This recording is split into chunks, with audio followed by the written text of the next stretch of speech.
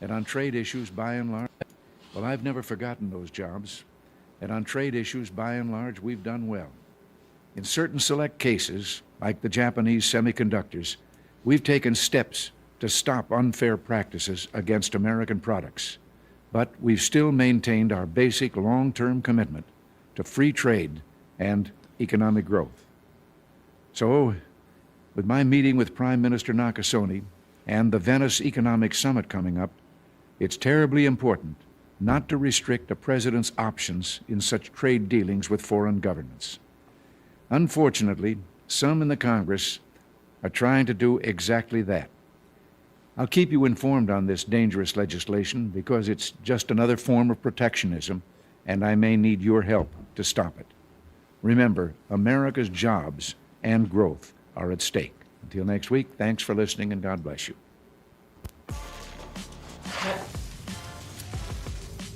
Ooh.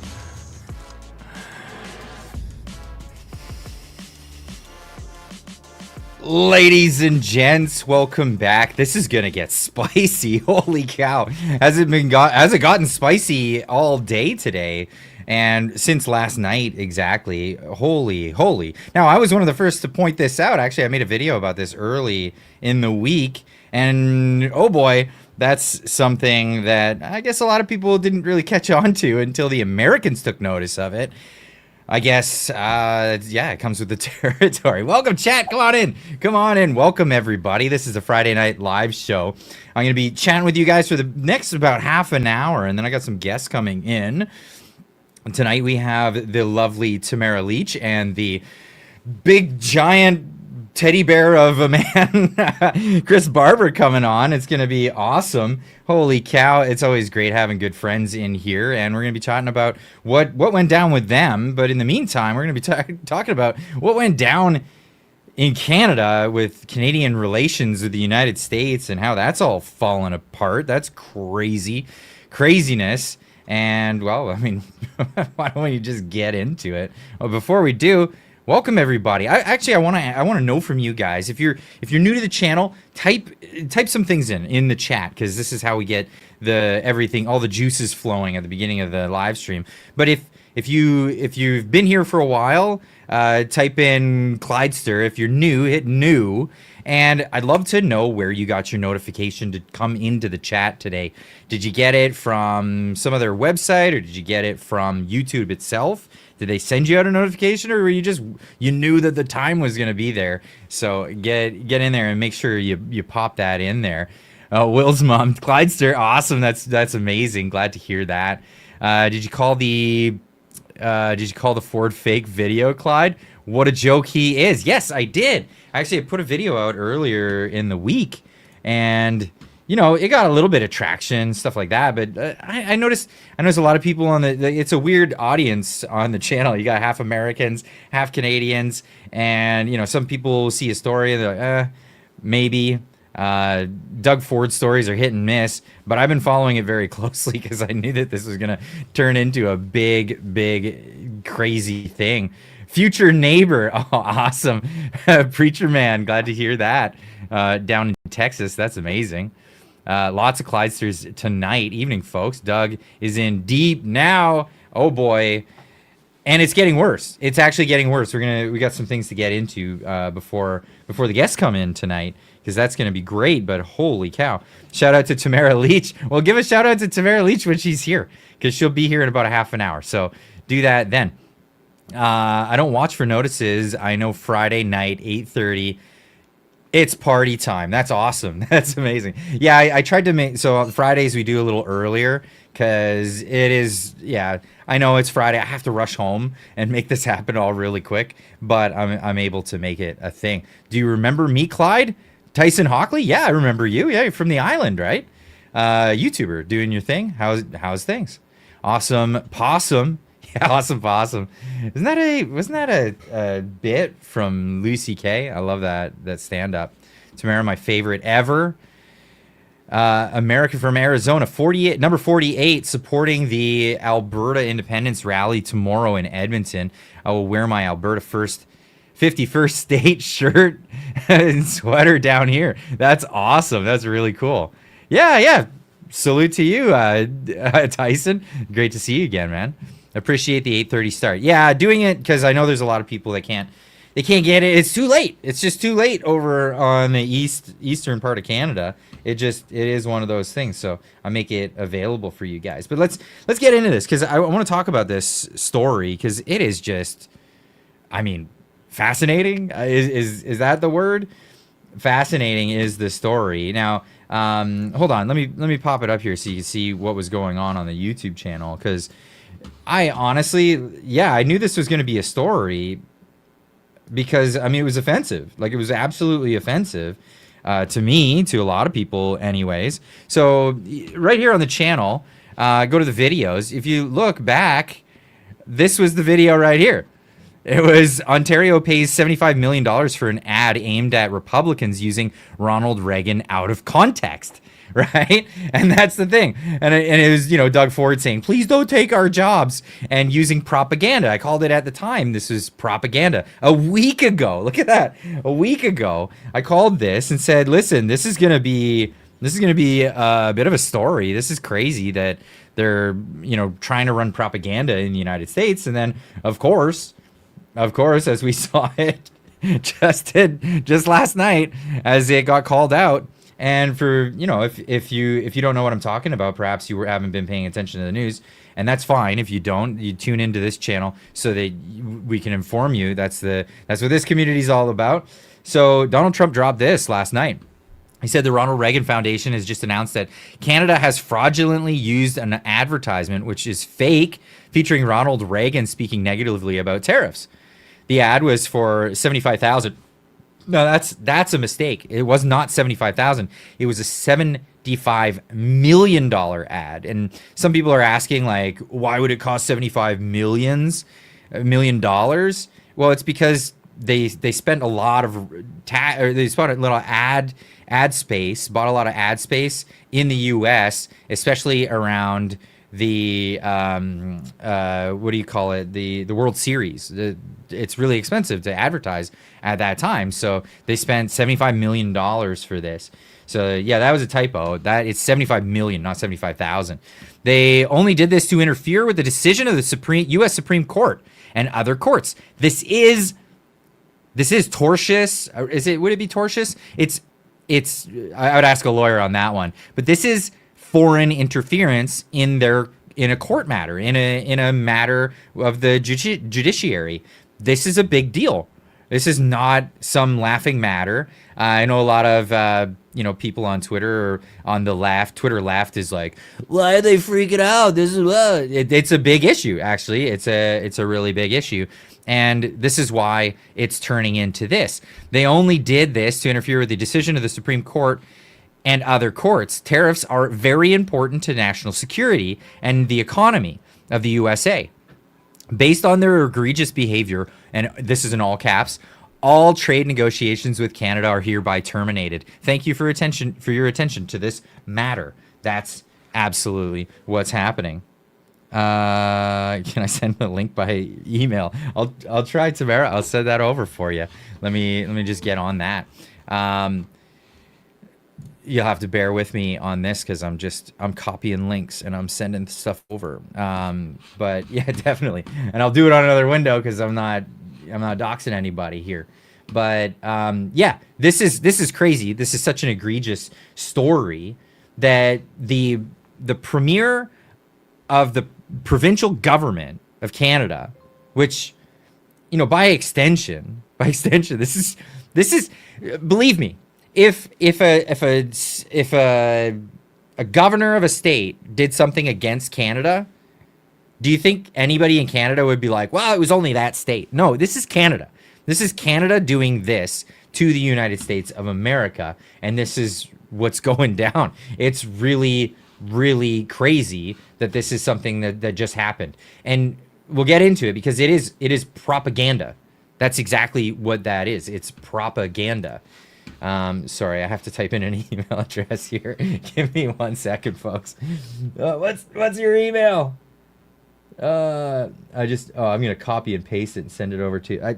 I purposely don't have my phone connected to my computer, because that is something that you know, if you get hacked, then everything gets hacked.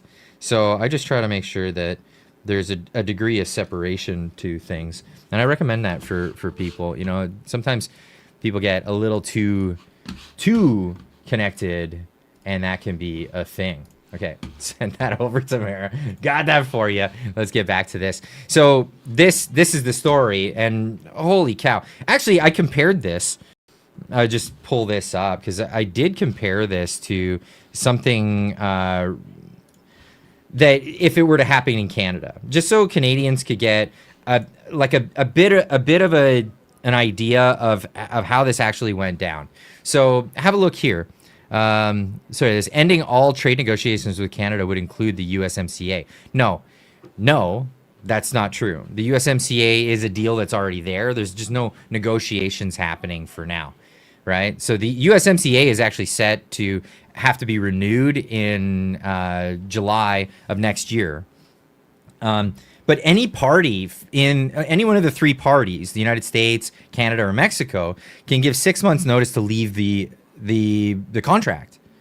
And my prediction is in January that's what's going to happen. The Trump administration is going to give the 6 months notice so that in July there will no longer be a USMCA. So that when they're already set to come in and negotiate, that Donald Trump will come from square one, from zero. And that's the thing. Now, this ad that went out by Doug Ford, let's try to picture this from the other side, because this is the Socratic method, right? You know, you want to figure out the logic of something, apply it to other things. Apply that same logic to something else and see if it checks out. If you're fine with this ad, well, then you'd be fine with this. Imagine if the USA or if the US government spent millions of dollars running ads in Canada with an out of context clip of Terry Fox sounding like he was speaking out against universal health care. Because that is what Canada just did. That is what Canada just did. So take the context of what just happened, apply the same scenario and apply it to Canada and see how you think people would respond to it. And people would respond absolutely bonkers. They would lose their freaking minds. Let's just be honest about that. At this point, we should have all hit the like because of Clyde. Yeah, hit that like button. What are you guys doing? I want to see more likes in the chat. Get on down there. Hit that like button. Get on it. Come on, help us out. Carney and his paid tards, liberal Halloween tards. Yeah, it's crazy. 75 million? Dude could just get a YouTube channel for free, right? Nobody would watch Doug Ford on YouTube. Let's just be honest about that. So, is Carney behind all of this stuff? Well, apparently. Just on the day, just before it broke, just before this story broke, the National Post released an article saying Carney and Ford are on the same page in U.S. trade talks. That's right.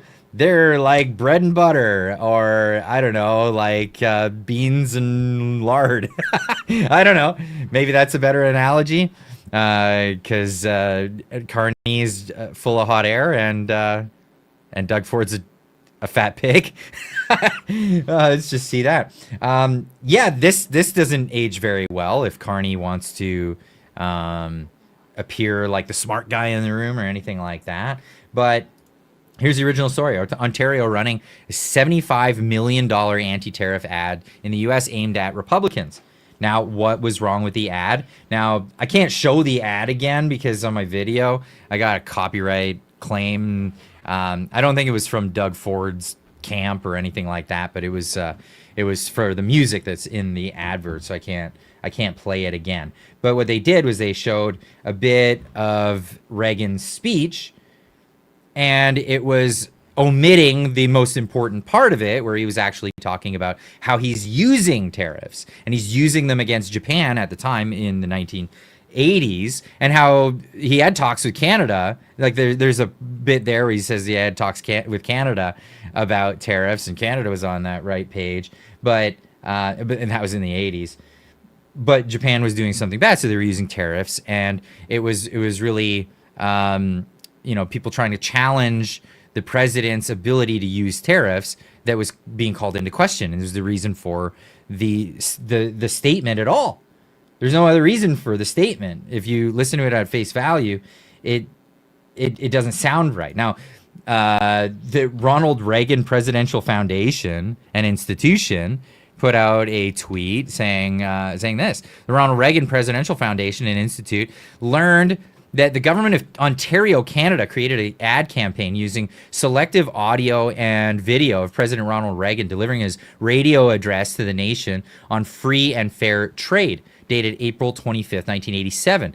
The ad misrepresents the presidential radio address, and the government of Ontario did not seek nor receive permission to use and edit the remarks. Now, that portion of it caused people like Brian Lilly to say this is a creative work, and it's like, okay, Brian, but they're allowed to use the clip and do stuff with it, but what they did was they turned it into a piece of propaganda, so that would cause a little bit of people being upset. Let's just be honest with that. The propaganda part is the bad part. The Ronald Reagan Presidential Foundation and Institute is reviewing its legal options in this matter. We encourage you to watch President Reagan's unedited video on our YouTube channel. Now, that's where that clip comes from, right? The clip that I showed at the beginning of the live stream. If you weren't there, well, let's look at it again. So this is Viva Fry also putting this one out. The first tweet that I showed you at the beginning of the video is actually Keith Wilson, who put this tweet out there and basically put it out exactly in the same format as I'm saying here. Yeah, it was they're taking it out of context and they left out the most valuable part of the whole thing. Here's Viva Fry talking about it. Says it actually takes gall to be so dishonest. Here's a full video of Reagan's remarks about tariffs. Wow, you literally cut out the last 55 seconds, which was the most important part, which Reagan speaks of the need for a president to have the power to impose tariffs. I show exactly where you cut the video, and I added the last 55 seconds that you can cut from your full video. This is, how are you not ashamed of yourself? Serious question. This is crazy. So this is the bit. This is the part that they cut out. Now, it hasn't always been easy. There are those in the Congress, just as there were back in the 30s, who want to go for the quick political advantage, who risk America's prosperity for the sake of a short-term appeal to some special interest group, who forget that more than 5 million American jobs are directly tied to the foreign export business, and additional millions are tied to imports. Well, so yeah, he says that Mr. Roscoe Pico member for 36 months. Holy cow, that's amazing. Says, isn't it incredible how people forget that they used to throw out propaganda papers from airplanes in the war? Now you get to watch it at home. That's exactly it. During sporting events as well. This is what's going on. So here's the never context. Forgotten those jobs. And on trade issues, by and large, we've done well. What did he cut out? Well, I've never forgotten those jobs. And on trade issues, by and large, we've done well. In certain select cases, like the Japanese semiconductors, we've taken steps to stop unfair practices against American products. But we've still maintained our basic long-term commitment to free trade and economic growth. That's right. So, with my meeting with Prime Minister Nakasone and the Venice Economic Summit coming up, it's terribly important not to restrict a president's options in such trade dealings with foreign governments. Unfortunately, some in the Congress are trying to do exactly that. I'll keep you informed on this dangerous legislation because it's just another form of protectionism, and I may need your help to stop it. Right? Remember. So he's saying that stopping him from being able to use the power of tariffs as a president in order to coax people into doing the right thing when it comes to trade, they're taking that away is protectionism. America's jobs and growth are at stake. Until next week, thanks for listening and God bless you. Yeah, Doug Ford needs to go. Clyde, do something. Yeah, you're telling me. Actually, I tweeted this out yesterday. I was on a tweet storm yesterday because I I was enamored with this one. Yeah. Oh yeah, I said Doug Ford just got a lot more people fired than Crown Royal, Stellantis, and General Motors combined. Good job. But there's one. Oh, what did I say? Yeah, so Doug Ford's screen name, of course, is Ford Nation, and I suggested that he should change it from Ford Nation to Resignation. I think that would be a little more fitting in this case. The guy's got to step down. Like there's no ifs, ands, or buts about it. You can't do this. You can't run propaganda in the United States and think that you're going to get away with it on some tiff that you're having with Donald Trump. You're not even close to the caliber for Donald Trump. Don't even assume that you are. Unbelievable. Bradshaw says, how come Doug Ford didn't use this quote from Ronald Reagan in his $75 million ad? The 9 most terrifying words in the English language are, I'm here from the government, or I'm from the government and I'm here to help. That's exactly right. That would have been a much better one for sure. But my goodness, it's crazy. So Australian news got this right away. Thank you, Mark Nixon. If you guys aren't following Mark Nixon, make sure you remedy that. He's a great source of information. He's fantastic. Follow him on all the platforms. He's here on YouTube. He's there on X. He's on Instagram. He's on Twitter, Facebook. He's on all of it. Go follow him everywhere. Mark Nixon. And that's Mark with a C, by the way. So if you're searching him up, he'll come up right away. But he says, breaking Doug Ford's fake Reagan ad just went global. And Sky News Australia is now covering the $75 million scandal that caused Trump to terminate all trade talks with Canada. Here we go. Donald Trump has declared the US is ceasing all trade negotiations with Canada. The US president says the country used a fake ad featuring former President Ronald Reagan speaking negatively about tariffs. When someone says, let's impose tariffs on foreign imports, it looks like they're doing the patriotic thing by protecting American products. You got to skip that because I got nabbed with the audio from it. So let's skip all of that. So we've seen the ad. Here it is. Truth Social. There you go. That was the ad. Posting the announcement on Truth Social, Trump says, based on their egregious behaviour, all trade negotiations with Canada are terminated. Hey, Clyde, any idea what happened to Candace Malcolm? No news in a month. Really? I don't know. I haven't heard anything about Candace. I thought she was just fine, just handy dandy. Hunky dory is the word. I have no idea. I know. If anything did happen, I would have heard about it from friends that are even closer. Alex Zoltan writes for True North, so I would have heard about that. No, I don't think there's anything happened with Candace. I think she'll be fine. Heather Marie, thank you so much for the super chat. Our Dark Star, I gotta do this because the whole thing's come up. 699 says Ford just dragged all Canada with him. Last time I checked, Ontario residents voted for him, not the rest of us. Yeah, that's right. But guess what?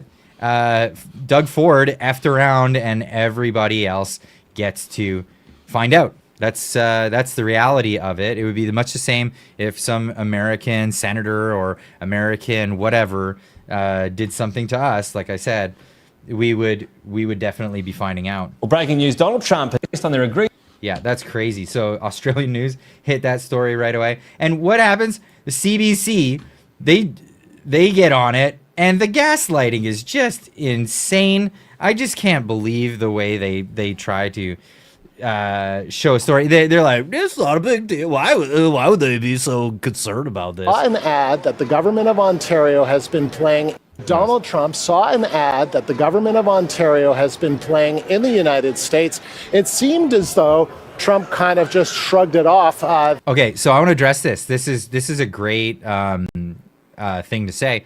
So Tim says, Clyde, I'm sorry I voted for Ford, but in my defense, the only other option were NDP and Liberals. So this is something definitely worth addressing because you're right. you're right. You voted for Doug Ford because there was no better options. This is why I've been advocating to do what Javier Milei has done in Argentina, what the United States does on a regular basis. Enough of these elections that the guy who's in power gets to choose. Enough of that. No more of those. We need to have scheduled elections, and there needs to be a primary ahead of every election. It needs to be mandatory. Doesn't matter if you're an incumbent or whatever. Your party has to have a primary. It needs to be open to the public, and people can vote on it. Just like they do in the United States, just like they've just made possible in Argentina. Venezuela is really hurting right now. Hopefully they'll get away from that situation. But yeah, Argentina has done this, and it will make voting fairer. It will make it a much better system, and you'll find yourself being able to get rid of people like Doug Ford, especially when everyone's reluctantly voting for them. Right? That's when the system is broken. When you see that. Kevin for 2 says, new federal Canadian election soon. Nope. Not in my estimate. And all the people that are saying that there is were wrong all the other times. Like, so it's, yeah, just throw that grain of salt, throw that one out there. But yeah, all the ones that said that it was going to be, oh, there's this election just around the corner. You know, it was happening over and over and over again. They're the same ones chirping up and saying it again. I think the budget's going to pass, and I don't think there's going to be an election. Not happening unless something crazy happens where it riles Canadians up even more to be more against the United States.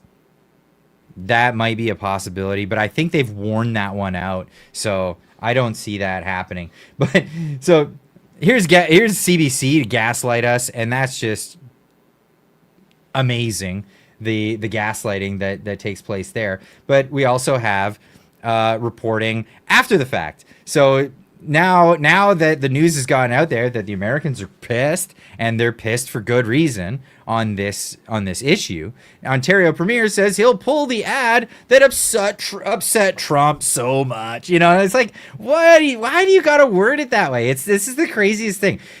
I don't know why there's this piss poor attitude that comes out of Canada towards the United States. But drop it. Everyone, drop this. And I have friends that do this, and I have to tell them, you ought to stop this.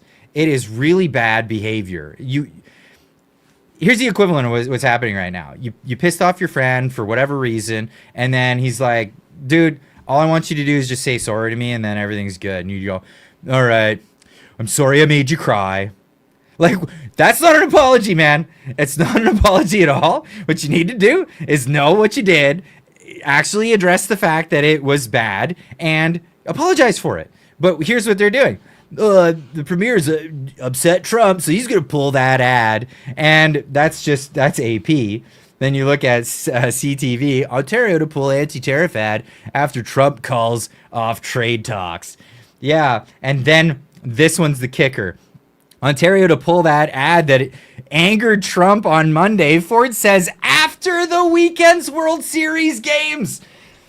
Are you kidding me? So we're going to show this to more people and then pull it off? Record numbers of people during the World Series? It's like, why don't you wait until the Super Bowl happens and then drop the ad? Like, are you kidding? You gotta be absolutely kidding me. This is just unbelievable. You screwed up. Why are you insisting on screwing up more before you stop doing it? Like, you have to first stop what you're doing and then fix things. But you're not fixing things at all. You're absolutely not fixing things at all. So I mean, I could talk about this all night long. I absolutely could talk about this the entire night, the entire stream. I could go on and on and on and fill you guys in about all the messy little details of how tariffs work. But I'm going to save that one for Monday. I hope you guys all tune in on Monday morning, because I'm going to put out a video, and it's going to be the truth about tariffs. I know I've talked about the misconceptions on tariffs and what the Canadian media has been telling you, but I'm going to talk about the truth about tariffs, because let's just be honest, you've been lied to. And that's really what it comes down to. You've absolutely been lied to. So tune in, make sure you tuned in. You got the subscribe button done, and you've got the notification bell and all that stuff going, because Monday morning I'm going to have a video out for you talking specifically about this, the truth about tariffs, because good gracious people are totally misinformed on all of this stuff and where it is. Sorry, I'm just catching up here. I missed a couple of chats from you guys. If I miss any, sorry, just let me know in the chat. I've got no name, but I know who you are, my man. Here, I'm not missing that avatar, Neil. You know, I know who you are. How do you call for a leadership review?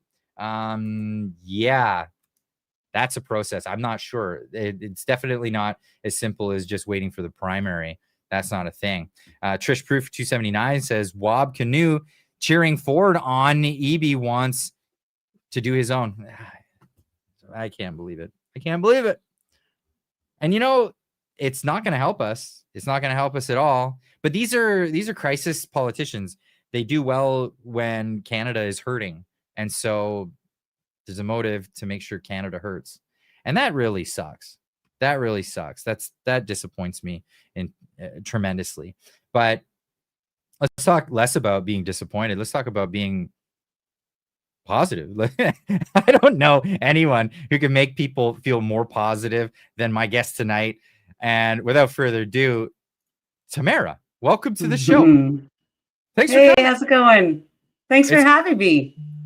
Absolutely. I mean, I would never say no to that, but how's your four walls around you, the cage they've locked you in? It's incredible. Not too bad. You know, I'm in the old nursery, my grandson's room when he was a baby. So I'm going to get the studio all set up down here. So I've been relegated to the basement, but no, I mean, it's good. You know, my daughter lives here. My grandsons live here.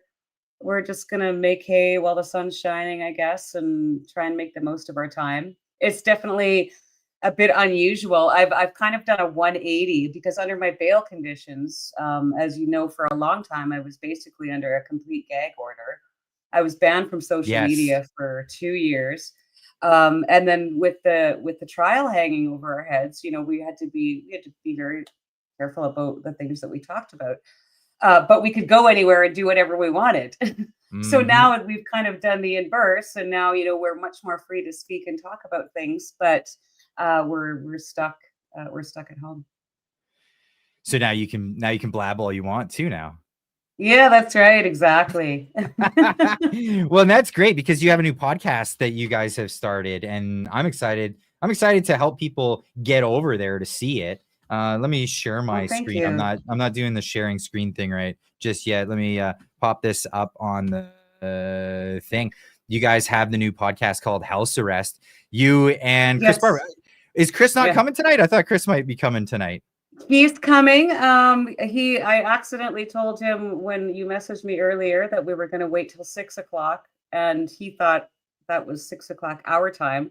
So he pulled over. And then I was like, "Oh no, I'm so sorry, man. It's 6 o'clock Pacific time." So he messaged me. He's about 10 kilometers from Moose Jaw, so he'll be pulling over and joining us once he gets to Moose Jaw. Oh, okay, perfect. That's hilarious. Yeah. Well, working man, he's still working, and that's the one thing that they can't stop him from doing, right? Because of bail conditions or whatever, right? Well, he is losing work. But he is still able to work. So one of the things that we have to do with our probation officers, which is still so weird for me to say, but is our employment has to be scheduled well in advance. And of course, in Chris's line of work, like a farmer will just call him up and say, "Hey, I need this piece of equipment moved this afternoon." So he had messaged us this morning. He had Big Red warming up. He had a job ready to go, but he was sitting there emailing back and forth with his supervisor in Saskatchewan. Oh, okay. What? That's a hassle, though. Like, how they should be way more accommodating to this. I know they don't want to be accommodating. No, how do you expect them to be accommodating? They haven't been for what 3 years now, 3.5.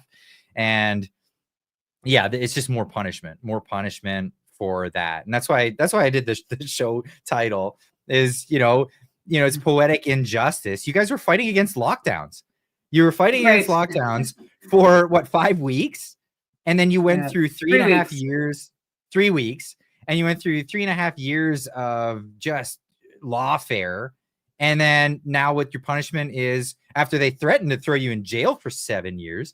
And then now your punishment is lockdowns. It's like, you can't be serious. This is just insane. Yeah. We can't leave without our papers. We can, and those papers designate what time we can leave the house, where we're going, if we have to stop. Because I can't even stop and buy myself a coffee. That would be, I can go to the grocery store and buy my groceries and come straight home.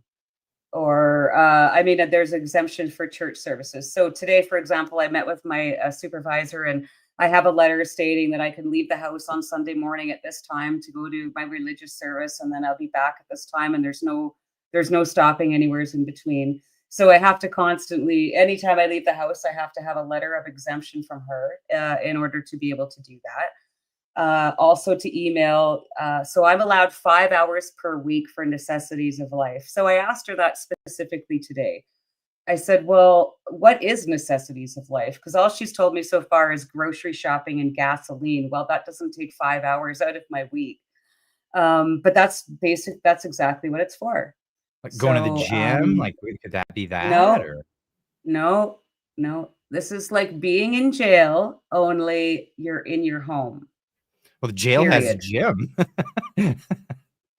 Yes. Well, I have a lot of free weights and stuff, so I'm lucky. Okay. I have my own gym. Yeah. Yes. Yeah. Well, this is crazy. I got a super chat here from Defight You saying, great live stream you and Chris had yesterday. Great guests. Who'd you have on? Thank you. We had Brian Peckford and guest host Trish Wood. Oh, that's amazing. For our first episode. Yeah. We had some technical difficulties, and I'd reached out to Clyde a few days ago to try and get some help, behind the scenes with the programs that we're using, because I haven't really been technologically inclined since the Napster days, and I was really good at it back then. But right, you probably don't even know what that is. No, I know what Napster is. Absolutely. That's what I lost my love for Metallica. Actually, that was I think a lot of people did at that time. I got the letter. Oh, you got a letter for that? Yes. Yeah. I was sneaky. I let all my friends do the downloading, and then I was like, "Hey, you want to share some of that with me?" Just like, here's a drive. Nice. Never had it on my computer, but yeah, no, then Napster. Oh yeah, it sounds mischiefy. Yeah, well, I get put under house arrest for that. Unreal. So one of the things, actually, you might like this. Remember we were talking the other day, and I said, yeah, because you were asking how do you put the chat on the thing. And I said, yeah, StreamYard doesn't do that yet. They just released that today, so you can have the chat here. Great. I don't know how to change the size of it, but if you want to change the overlays and all that, so that's a new thing that's available to people. But just wanted to throw that out there. Got another one from Jilly Beans for two says, yeah, Kazaa. Right. And then everything just became available. What was it on?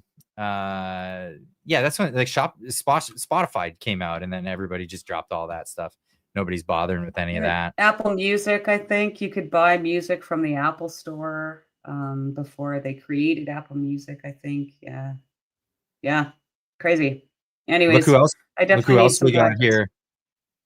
My man, Chris. How you doing? Good to see you guys. Sorry, I just let the truck warm or cool off. Oh yeah, no worries. No Thanks problem. for joining, you guys. So this is exciting because you guys have been gagged for 3.5 years now. You couldn't really talk about what was going on, so now you can open up about it. I love the fact that you guys have this YouTube channel going on. I'm going to promote the crap out of it because you guys deserve every bit. So everyone, get over there. It's called House Arrest. If you want to find it quickly on YouTube and you don't have the link, right now I'll give you guys the link in the chat, but if you're looking afterwards and you can't find it, it's house arrest, and then just type in 18. It'll come up right away. It's the first one that pops up. So check that out, because you guys are going to do at least one live stream a week. That's what you guys got going on. Thursday Yeah, nights. we have so much material. It really could be probably 2 or 3 times a week, but we believe in less is more. And yeah, we're really excited. We've had really great feedback. Obviously, like I said, we're learning as we go, which is just kind of what we do. So, but it's been a lot of fun so far and a great response.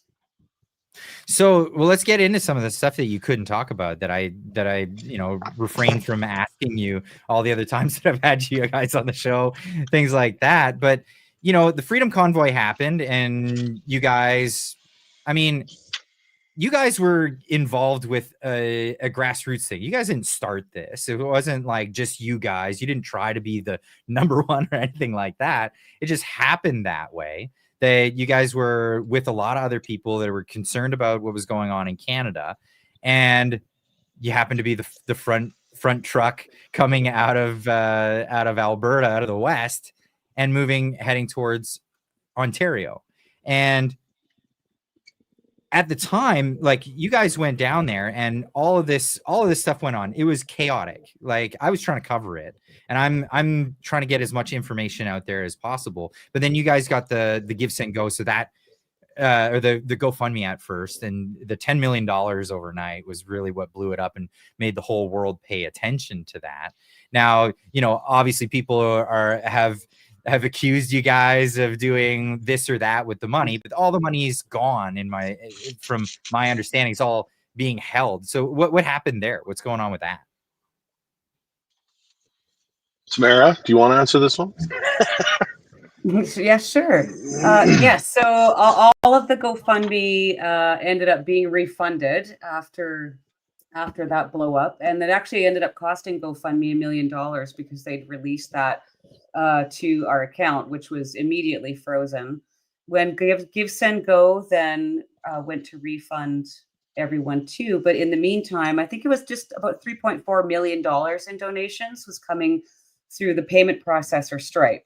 So that got seized. There was some Bitcoin that got seized, and some donations from another fundraiser that got seized. So they're all currently sitting in an escrow in Toronto, basically under seizure orders by the Attorney General of Ontario, the same people that are trying to take Chris Barber's truck right now.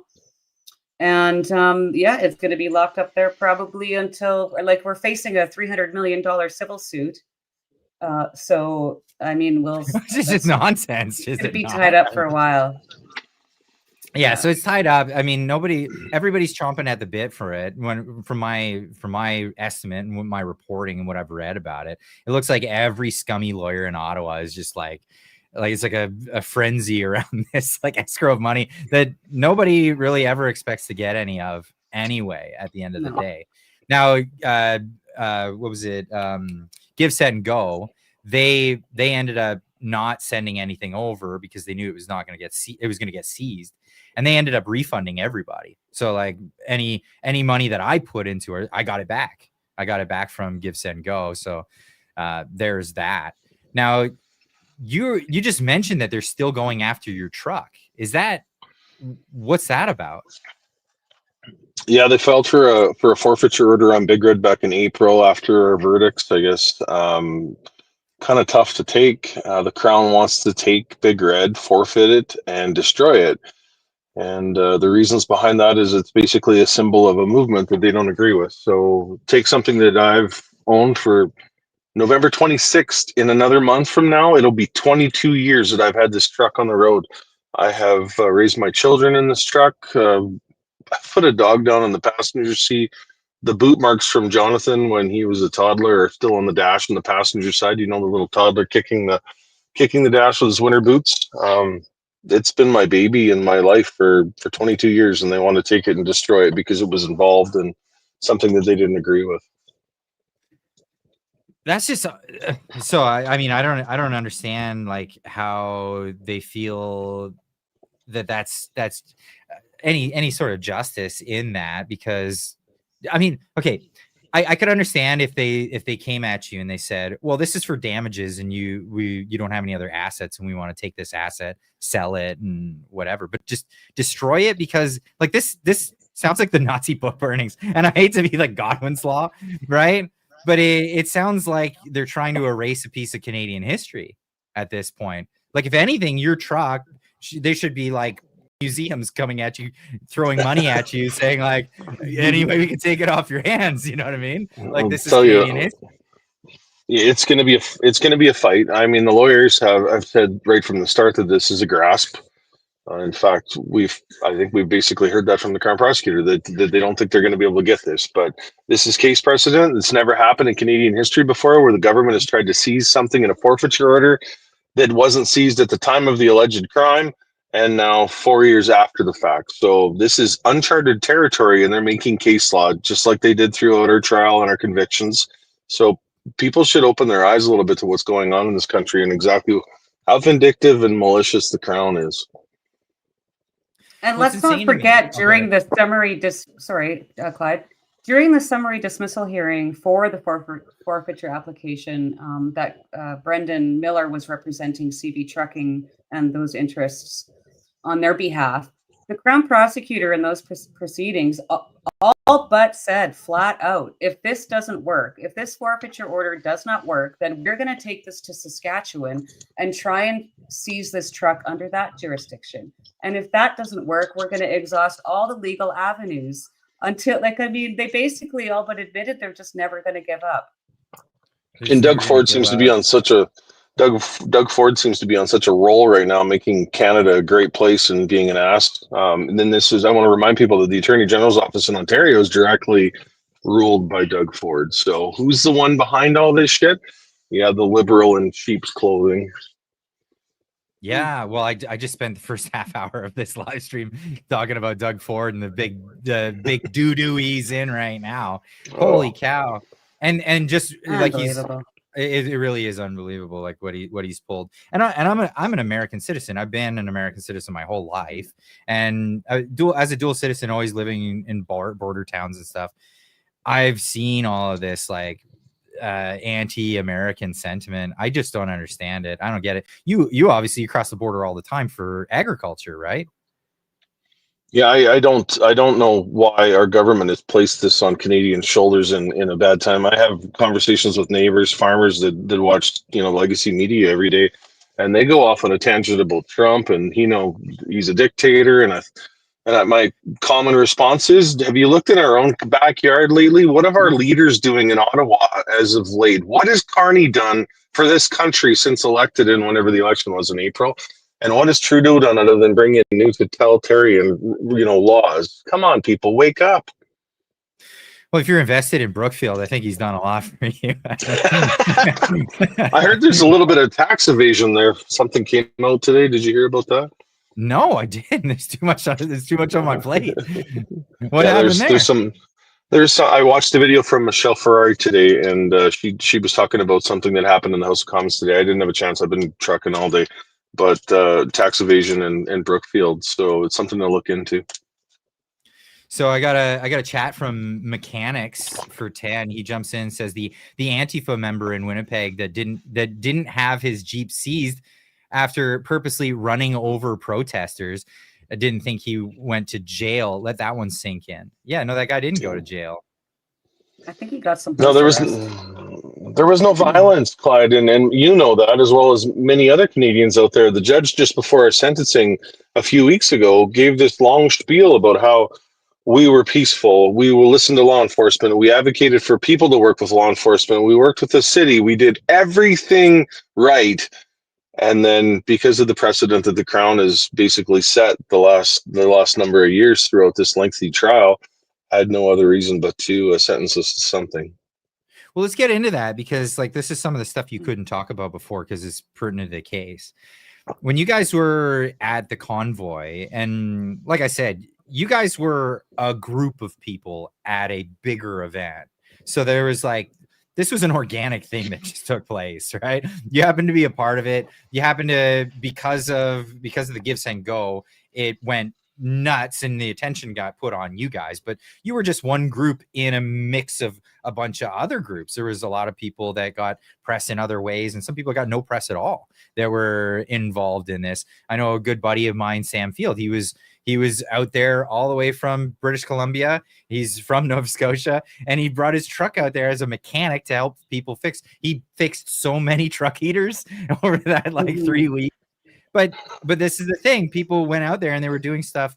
It's just like, any way I can help. Hey, can I come out here? Can I do this thing? It was a big, awesome thing.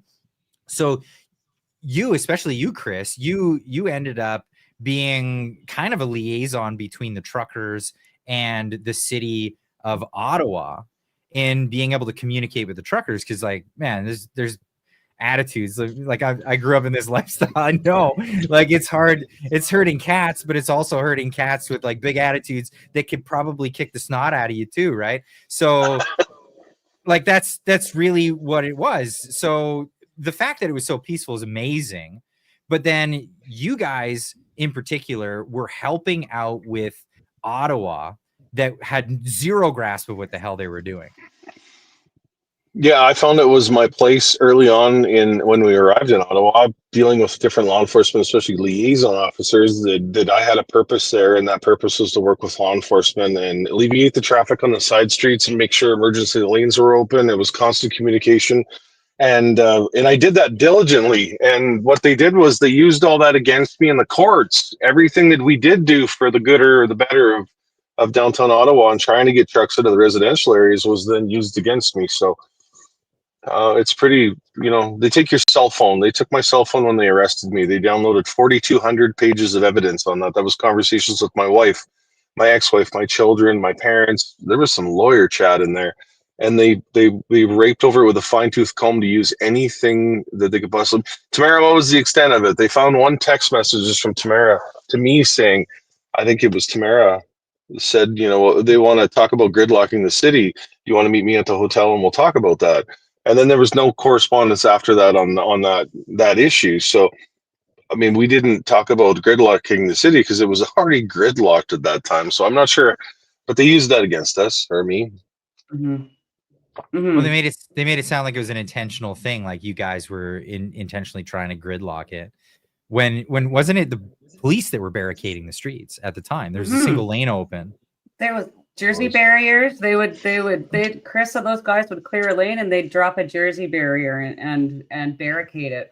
Or they were bringing in like heavy equipment, like excavators and stuff like that, and blocking off the streets. Well, these guys are out there busting their butts just trying to keep emergency lanes open.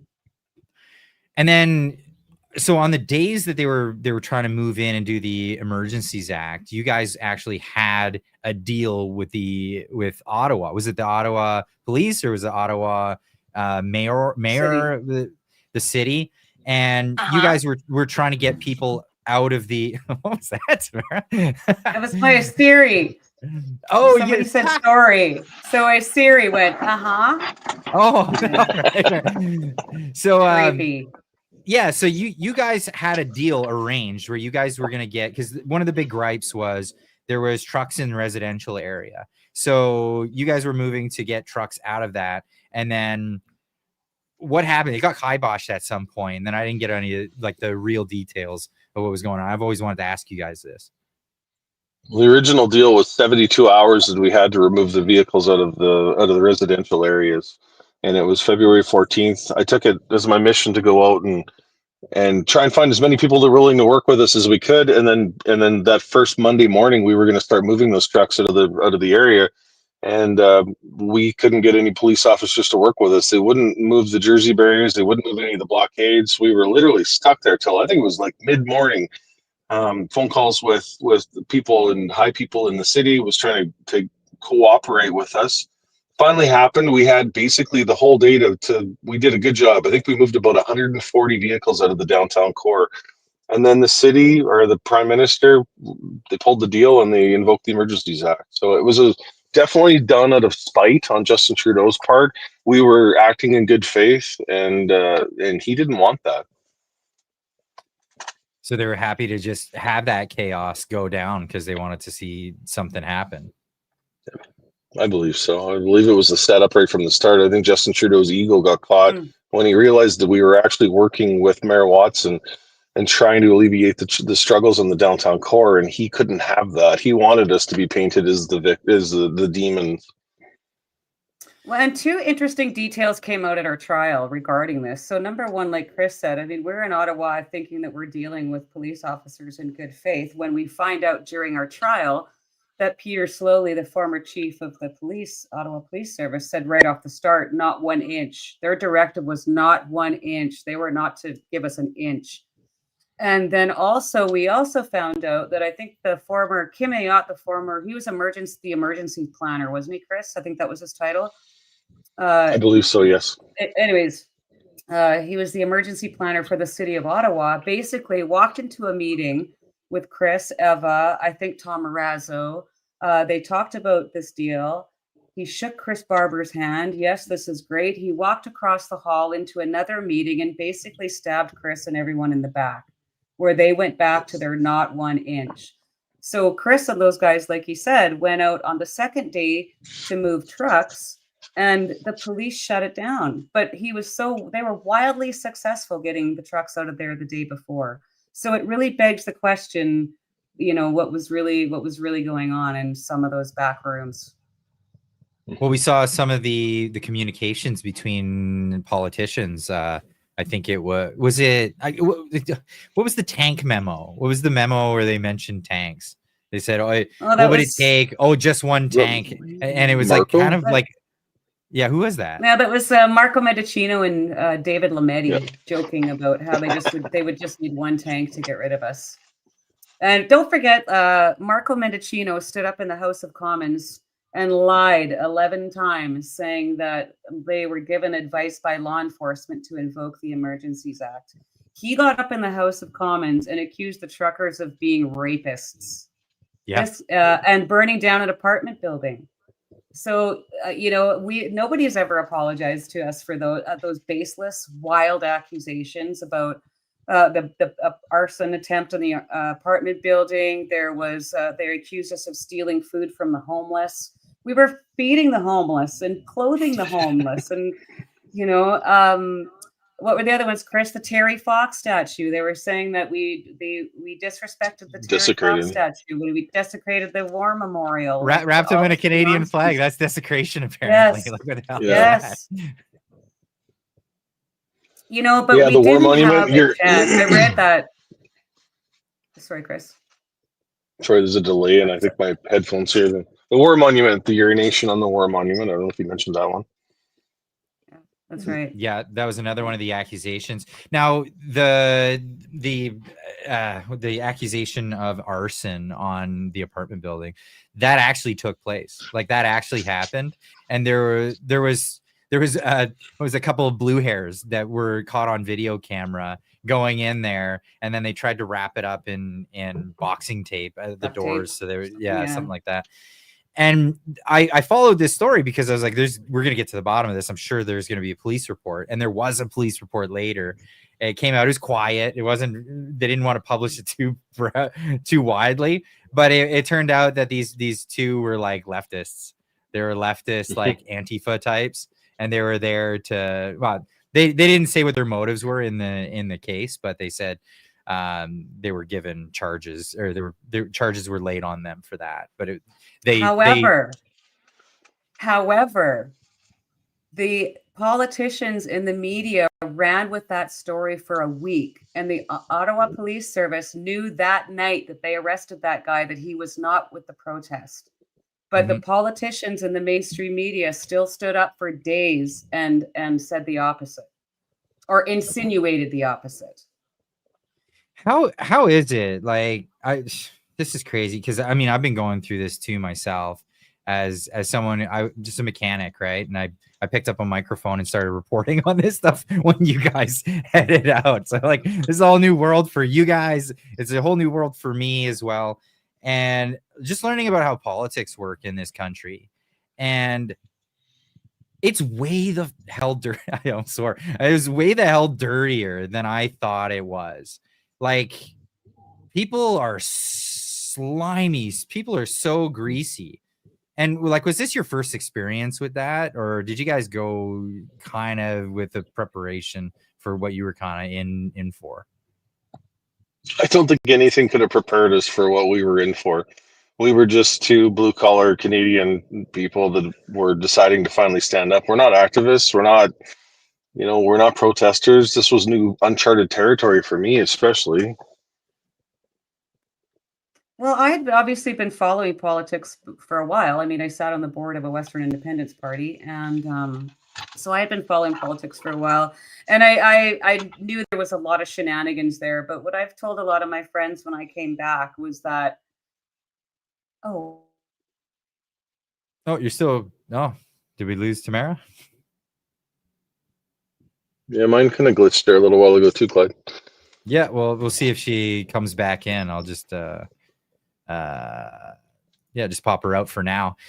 Yeah, greasy AF, I think, is the term that was coming to mind when it comes to the political scene in Canada. And the more I learn about it, the less I'm happy I've learned about it. If that's a way I can politely say it, at least. But you guys, you went down there and you went there with real intentions. Like you're gonna put your foot down, say what you got to say about the mandates, and hopefully change something. You were labeled misogynist, racist, unacceptable views, the whole lot right out of the gates before they even knew who you were. Like nobody even had a face to the movement. Nobody even knew anyone that was heading out there, and they had already labeled you that. So they were kind of stuck in that from the get-go. Now, when you got there, was there any reach out from politicians of any stripe towards you guys? I know you talked to the mayor, but anybody reach out to you? No, I mean, we had, Conservative Party members that were supporting, but they were supporting quietly. I had this conversation with somebody the other day on social media. Why didn't the Conservative people come out sooner?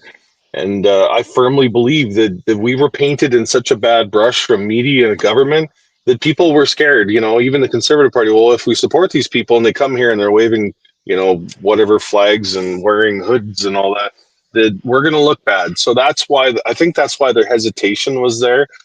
And I mean, COVID was such a contentious issue that the people were really scared and they were really divided on that. And they didn't want to, for political reasons, take a stand with it. But I know that a lot of the Conservative members walked through the protest every single day, never once felt an ounce of harm or threat or violence. But now we hear more of that now, speaking up about that, which is nice. A little late, in my A opinion. little Nice. late, yeah. I don't know if you missed the question, but I was just talking about how greasy it gets. But like, yeah, did anyone reach out to you? Did anyone reach out to you specifically, Tamara, out of like the political community? My MP did try to help. My local MP did try to help, and he managed to get Candace. I know he reached out to Omar El Gabra at the time, Marco Mendocino. There's a couple other ones, maybe even David Lametti. He had reached out to them. And of course, they all declined. He said Omar El Gabra thought about it for a moment. Remember, he was the Minister of Transport at that time, responsible for the announcement. And it was Candace Bergen, who was the interim leader of the Conservative Party at that time, who had reached out.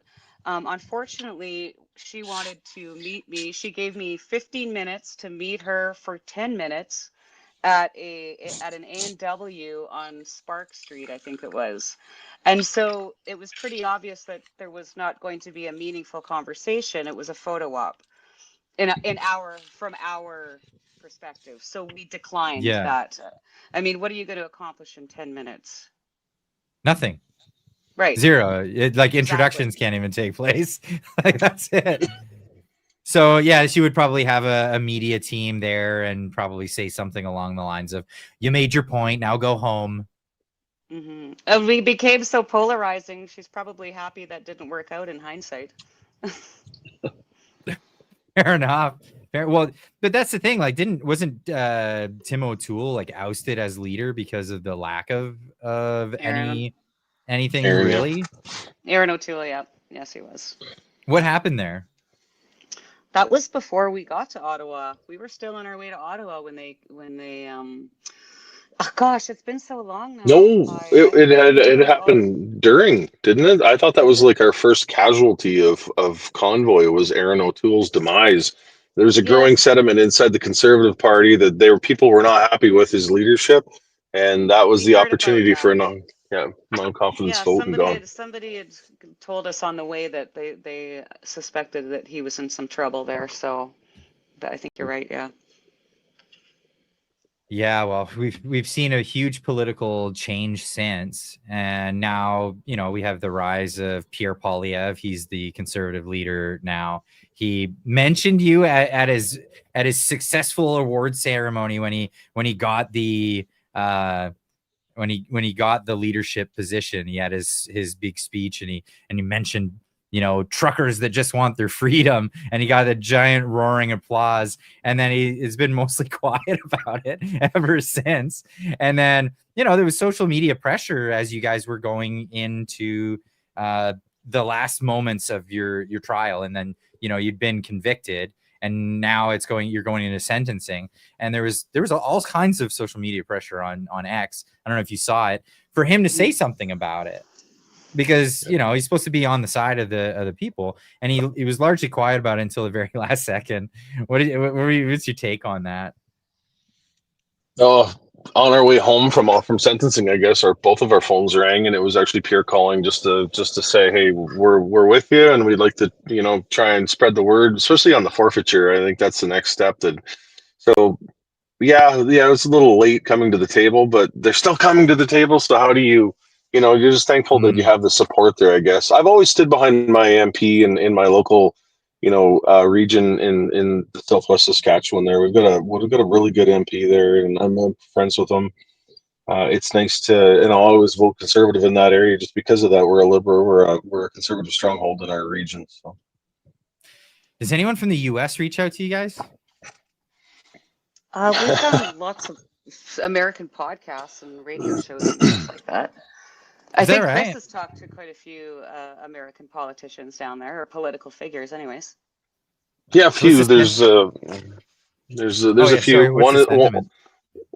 Oh yeah, supportive. We got a lot more support in the U.S. As you know, most of the United States support was actually greater. The political support was greater than what our own Canadian government support was. So, yeah, there's one of the governors in the states actually reached out via text message instead. You stated, and I won't give a name, but I have a spot for Chris Barber's truck if he feels it's safer down here. Wow. Well, it might be, and it might be one of those things, a symbol of freedom. It would almost be like if we had resistance fighter memorabilia from the Soviet Union. Yeah, they would probably destroy it, so we would want to hold on to it and put it in our museums just for safekeeping, just on a anthropological level. Like, this is a thing that happened in history, and that's an amazing thing. Like, Americans, they a lot more liberty oriented, let's just say. Like, a lot of people are like, no, screw you, don't mess with my freedoms. You can mess with whatever, you talk crap smack about me all you want, but the second you try to mess with my freedoms, that's a big thing. Now, one of the biggest surprises for me was, you guys went out and the convoy happens, and I was just enamored by it immediately. Yeah, freedom. And then I saw all the people on the road and all the people that were stopping at the truck stops and giving people food and saying, just take this, take it with you, you're going to need it, and water and all of this stuff. And then you get to Ottawa, and the response was different. And that kind of took me back. Like, I didn't realize that there were going to be so many people that were vehemently against the idea of leave me the hell alone. Was that a shock for you guys? I didn't see it that way, Clyde. When we rolled into Ottawa at the end of January in 2022, we had a ton of support. Like, it was, Tamara and I were basically in tears rolling into the city limits with the amount of people standing there waving flags and honking horns. And to this day, I never had a problem or a bad altercation with any citizen of Ottawa. And I know they're out there, but I personally never seen it. So all I seen was support and love and peace and unity when I was in there. So is it just like an online phenomena kind of thing? it was really Sorry. quite phenomenal how much support that we had in Ottawa. And like I think the majority of the people that were there, like they were coming down every day. And I remember talking to a couple down when we were at Sir John A. Parkway one day, and they were a Muslim couple, and they told me they were Muslim. That's how I know. And they had their faces, they had masks on their faces and toques. You know, just all you could see was their eyes, basically. And they recognized me and came over to talk to me, and they told me that they were federal government employees. One of them, I believe it was the wife, had been put on leave without pay over the mandates, and her husband was looking at being let go, suspended without pay or with pay, I think, very shortly, because of the mandates at that time. But they were obviously hiding. They didn't want to be recognized. They lived in the building just across the way, and they were bringing firewood down every day, water, blankets, food every day. And so there was actually considerable support from citizens of Ottawa. We and definitely, you know, Chris and I, when we go there, we definitely get yelled at sometimes and we get called names. But, you know, we've had people stop their vehicles in the middle of the street in downtown Ottawa to jump out and give us a hug or say hello or say thank you, you know. So we do have a lot of support there too. Oh, it's amazing because like what you see on the news is not that. No. You see what the mainstream media is putting out is like there's a consensus that when the convoy came, it was this roving band of you know outsiders that came in, and any support was not within the confines of Ottawa. Nobody supported. So it was very much a different story. Now we don't see this very often, but we see a lot of protests quite often actually in recent times. It's crazy how many protests we see in Canada. A lot of them turning pretty violent, a lot of them with a lot of property damage associated with it. But when you guys went there, it's like nothing I've ever seen before. You left it cleaner than you came, right? And there's like snow shoveling and all of that was taking place. What was the sort of the feel on the ground? Like, because I get it, I'm a blue collar worker. I get antsy when I'm not doing anything. Was it a lot of people just looking for something to do because they're not used to being in this sort of atmosphere? Well, I think, Basically. very early on. So the first weekend that we were there, sorry, Chris, I didn't mean to cut you off. The first weekend that we were there, we had, who we thought was Antifa, probably was Antifa, come in the evening over the first weekend, and they were doing things like slashing tires, putting nails under tires, keying the sides of trucks, you know, yelling at people, just being disruptive. And so the road captains and Chris got together and all these truckers, and they formed block captains. So they would actually work in rotations to walk around to make sure that the protesters, the participants, and everybody was safe constantly. They mobilized garbage pickup, so they organized garbage crews to make sure that there was no garbage on the ground. You know, everybody, it was find a need, fill a need. And these truckers and the road captains worked so hard to make sure that all this, you know, there was everything. If you walk down the streets of in front of Parliament, you wouldn't see a cigarette butt on the ground. There was little kitchens set up everywhere with hot soup or chili or hot dogs. There was tables set up with donated like gloves and earmuffs and mittens and toques and like everything you could possibly need that Canadians had donated. It was beautiful. I got my hair cut in Ottawa, for crying out loud. We even had hairdressers in some of the places. You know, it was anything that you needed. There was a guy out at Embrim, out at Exit 88, and he was the chef there. So you walked into the tent and he had a cooking station set up there. Anything that he made you, he'd refry pizza on a grill, and then I always had a chocolate chip cookie placed on top of it. I lost about 20 pounds walking the amount of distance that I walked there with, you know, working with the police and that. But I think I ate probably the best meals of my life when I was in Ottawa because it was there. You tell your wife that. You'd be Well, sleeping no. on the couch. She knows I would never diss that. Oh, that's crazy. So all this goes down. You know, we all know the history of what happened with the Emergencies Act and people getting arrested. You guys got arrested before that, right? It was before the February emergencies act took 17th. place. No, Yeah, it and was how a did few that days go? after. We were arrested after the invocation, but we were arrested prior to the violent takedown of the protest. So you guys were arrested separately. You weren't arrested at the same time. Tamara, I think it was you Right. first. No, Chris No. first. Oh, Chris first. Okay, and what? Tell us just how that went down. Oh, we just left the Sheridan Hotel. We were walking down. I don't remember what street it was. The street that the Sheridan's on, and I was on the phone, and I had a half a cup of Tim Hortons coffee, fresh, and officers kind of snuck up behind me, grabbed me by the arms, and arrested me. But they did it respectfully and peacefully. There was no violence or aggression on their part. And I got to say, out of all the experience that I've had with law enforcement involved in Ottawa, I've never seen an ounce of aggression or a bad actor when it comes to law enforcement. So even in the courthouse, in the last little while here, 2 weeks ago, one of the officers has reached out to me. He actually mentioned it to my father, and he said, your son's a good guy. He's been in here. We've seen him for the last few years, and he's always showed respect to us, and we appreciate that. So hats off to all the law enforcement officers that were there for the right reasons. Yeah, keeping things safe. And then next they came after you, Tamara. You actually you went out to be arrested. Is that right? Like, how did that work? Right. Well, to start off a little bit earlier than that, the veterans were holding services at the memorial, the War Memorial, every day. I think it was at 1 o'clock in the afternoon. So Chris and I had gone over there together that day and took part in the service. And following that, a gentleman took my husband and me and one of the road captains, and we just finally like wandered around down there. He took us over to where his vehicle was parked and showed us to all the people that were on, or introduced us to the people that were on his street. So we basically walked around and got to talk to people throughout the day. And we made our way back to the hotel, and we'd only been back there, I bet you 15 or 20 minutes, and everybody's phone started buzzing. And that's when we found out that Chris had been arrested. Mm.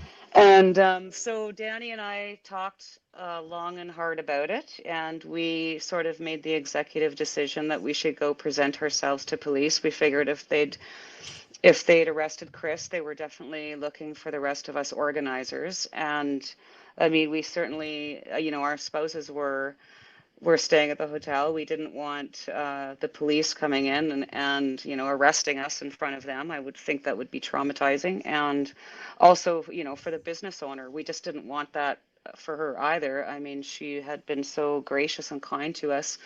So Danny and I and one of the road captains, Sean, and Johnny, Scooby we call him, decided to go out and present ourselves to the police, and so we did. Although it was a bit harder to get arrested than I anticipated. The first Why? police, Why? the first What? police we went to said no. And here's what was really weird about it. So we're walking down Wellington up towards Parliament Hill. And there's a lovely photographer named Maria who just caught this beautiful photo of it. I wish I could show it to you right now. But anyways, it's a photo of us all walking side by side. It looks like something out of Star Wars, literally. And that was the joke. That, Danny and I, when we're leaving, we're getting our boots on, we're getting ready. And I was like, this feels like Star Wars. And so, I think we were all a little bit nervous about what was to come. We didn't know. But I mean, that was kind of our joke all the way. So anyways, we get up to Parliament Hill and look down Metcalfe, and there's two police Suburbans that are parked with their headlights pointed up at Parliament. So the four of us went down there, and Danny started talking to this officer and told him who we were, and he denied 2 or 3 times that they were looking for us. And so I said, okay, well, if you change your mind, we're just going to be right up there at Parliament Hill. So basically, so we started walking back up to Parliament Hill, and I turned around and looked, and I saw these two Suburbans backing up and leaving. And I said to Danny, well, that's weird. Like, why are they leaving now? So noted, anyways. So basically what they did was we spent about an hour up on the hill talking to people. I did a couple of interviews there that you would have seen. And we were making our way back to the hotel. So about 2 blocks from Parliament Hill, it was dark, it was empty. There was construction going on across the street, so it wasn't very well lit. And as we're walking across the street, heading towards the hotel, and a couple comes up to us, and this lady recognized me, and she starts hugging me, and she's crying, and she's like, thank you so much, thank you. And we're just having a chat, and all of a sudden 4 police Suburbans, literally went flying down the street. And I mean flying down the street. The 4th one comes flying down the street and pulls over. And I said to Johnny, I said, here we go, get your phone out. And then I was arrested. So, the rest you saw. That's such a weird sort of string of events. Like you presented It's yourself. really Yeah. weird. It's very, and the thing is, so Danny would ask this police officer a question. He'd be like, my name's Danny Bulford. This is Tamara Lich. We're organizers of the convoy. We understand you've arrested Chris. Are you looking for us? So he'd like literally roll his window up. So think of this really anticlimactic slow window roll, right, of this police officer. Like, play the Jeopardy theme song, would ya? And then he'd get on his radio, and then he'd roll the window down again, and he said no. He'd be like, no, no, we're not looking for you. And Danny asked him again, and he did the same thing, rolled the window up, got on his radio, and said no. And then they left, which I thought was really, really weird. So, but yeah, and Chris was lucky. I think he got out the next morning. I stayed a little bit longer. No, I was in there 26 hours. Nothing compared to the Right, time yes. that you were there, but it was 3, 4 o'clock the next afternoon before I had a bail hearing, and then released there. Of course, $120,000 bail bond. I had restrictions that I had to be out of the city within 24 hours. I had to be out of the province of Ontario in 72 hours. I had no contact orders with 3 different people, Danny Bulford, Tamara being one of them, and basically go home and try and gather your thoughts after a month of this. How would you describe it, Tamara? It was more than a roller coaster. It was like a jet rocket ride through the atmosphere. It was just insane. It sure was. Yes, it sure was. But it was effective. What you guys did was amazing. Like they say, the government would like to say that what you did nothing, but we would probably still have some sort of arrive can BS when we enter the country today. We would have been under lockdowns for God knows how much longer if it wasn't for you guys. You guys were a real catalyst. In fact, you inspired people all around the world. This way. How you doing, man? How are you? Doing. He can't hear you, but they say hello. but you've inspired the Dutch to stand up to their government. They have a whole new political party that was successful in an election. They got rid of Ruta, who's a total douche that failed upwards, and now he's in NATO, laundering money over in Eastern Europe now. Yeah. But this is something that really inspired the world. It's crazy to think that something that took place in the course of like 3 weeks, and then inspired everybody. You really made a difference to a lot of people. Like you absolutely made a difference to a lot of people. What did that turn into, right? Because you went from relative nobodies. You're just a truck driver with a family. I think you worked in finance, right? You worked. I was in oil and gas. I was in oil and gas doing. Yeah. Okay, and then you go from that to now internationally recognizable faces everywhere you go. You spent 40 something days in jail and then were released after that. How do you go from one life to this new life when all you really wanted to do was just tell people to leave you alone at the end of the day? Well, I mean, we're very lucky to have the support. It is still really strange for me that people know who I am, and like I'll be walking down. Well, not anymore. I'm not walking down the street, but and people not these days. Just be like, hey, like when you see someone that you recognize or you think they're familiar, or but we'll have people come up to us in gas stations. I know Chris gets a lot of attention when he's out in Big Red, on a run. But it is a little surreal sometimes. And I actually was joking with my supervisor, probation officer, because we had to, of course, go over what would happen if, I breach my conditions. And I said, "Oh, don't worry. I mean, I'm like everyone in Medicine Hat for sure knows who. You'll know that I'm breaching before I'll know that I'm breaching. Trust me." You know. So, but it is weird. I mean, I grew up in little teeny towns in southern Saskatchewan. I've just, raised three daughters, and I've just, I always said I was just a nobody from nowhere. And Chris was the same. We were just nobodies from nowhere. I'm surprised nobody's been knocking on the door yet. To be honest with you guys, usually I picked a quiet spot in the truck stop parking lot tonight where I'm kind of out of sight, so I could do this interview without that. But when I'm driving down the highway in Big Red, it is all day, every day. Guys yelling at me on this. We have CB radios still. We have VHF radios, like an FM radio, and it's constantly with people giving shout outs on the radio, and there's always lots of horns.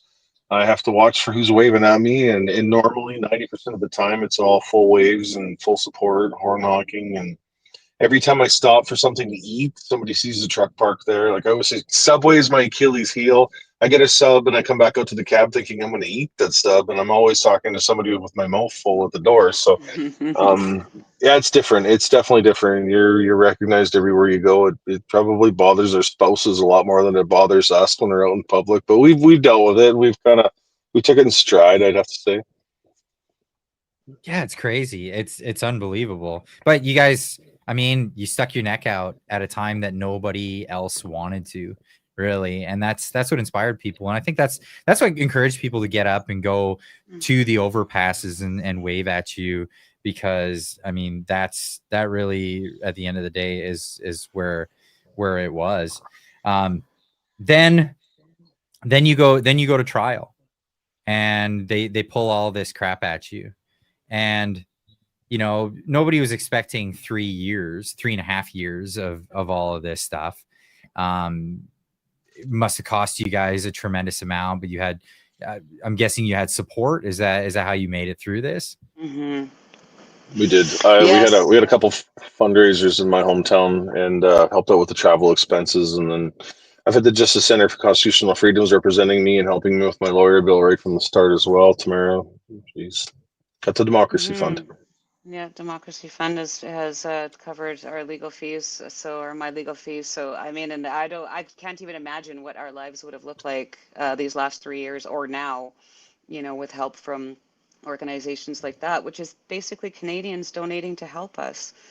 And I just want to back up for a minute. I mean, Chris and I and others, became the faces of this movement or this protest. But the fact of the matter is that there was a whole group of road captains. There was a whole group of truckers that came up. There was Canadians that came out in droves. And it was them that inspired the world. It was all of us together. We could tell you stories about the provocation that, they were trying to provoke us on the ground constantly. We're going to take your firewood, we're going to take your food. Then they came for the jerry cans. Then came for the pets. Then they were threatening to come for the kids. And on the ground, it felt like a constant provocation. Like they were just itching to have somebody on our side throw a punch, say something threatening, or behave, in a violent or aggressive manner, and they wouldn't have it. The Canadians, the truckers, the road captains didn't have it, and they didn't fall for any of it. And in fact, what did they do? When the police raided Coventry and had snipers on the roofs where there's women and children and donations and tents set up, then they came in and they took that fuel, they took those jerry cans, then they threatened to arrest anyone that was at the protest, bringing in fuel with mischief. And Canadians in Ottawa showed up with jerry cans aplenty, right? I mean, this is what Canadians do. You know, It was you epic. know, uh, it was epic. They had a jerry can fashion show on the stage, for Pete's sake. So, I mean, it was that very Canadian attitude, the same attitude that when our prime minister called us a fringe minority, we're printing up bumper stickers and putting it on t-shirts, because that's who we are.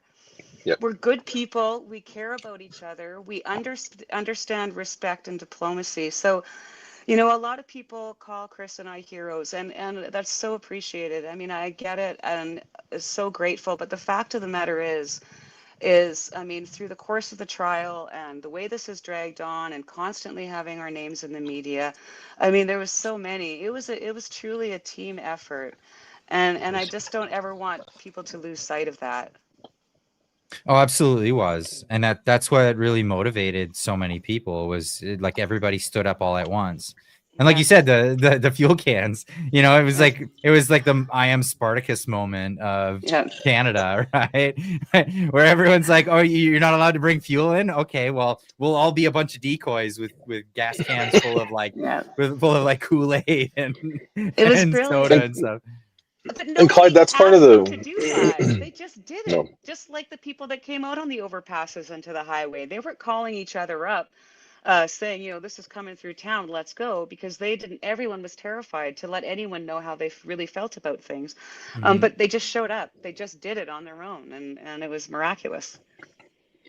That's one of the things I think when it comes down to our podcast that we're going to be holding every Thursday night too. We want to tell those stories of those people involved with Convoy and get those people on the show to tell their stories, because everybody had a unique experience, everybody had a different experience, but the main goal was the same thing at the end. So I kind of looking forward to that, right? Yeah, we're gonna have some great chats. I can't wait.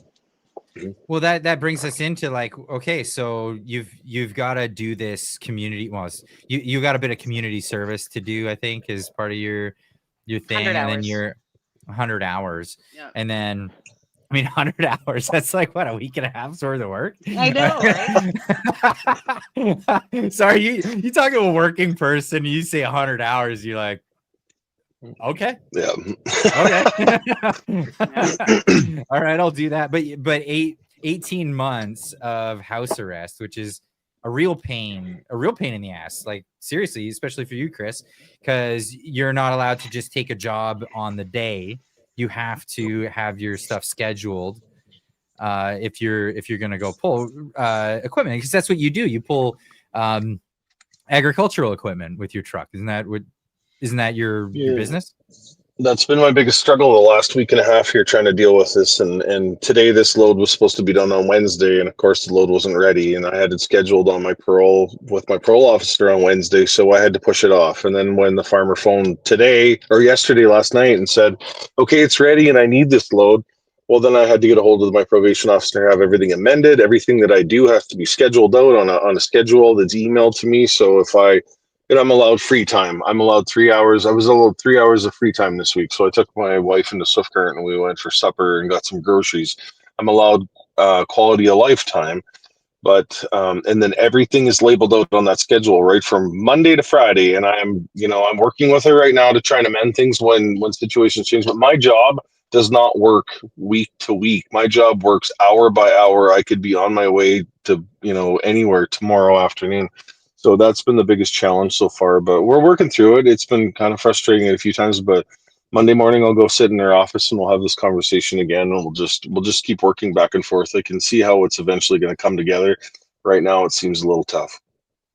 Would you be able to argue that your truck is your home? There is an abode within your truck. I know. So just hear me out, because Texas law, for example, in Texas, if you're a truck driver and somebody tries to rob your truck, you can shoot them, and it falls under castle doctrine. It falls under castle law because somebody's attacking you in your home. So is there any way you could argue that I haven't left home, I'm rolling in it right now? That's a conversation for Monday. I'm sure there's ways. We're going to keep working on this. And before it was like I need to know a week in advance. And then she's like, well, maybe we could talk twice a week. So we're working with the schedule right now. I'm obviously not home tonight. I won't make it home tonight. I'm oversized and I won't be able to travel in the dark. So it's, I'll be able to sleep on the road. But they know that in my schedule that I'm, parked on the highway somewhere. I'll deliver tomorrow. I should be home by noon tomorrow.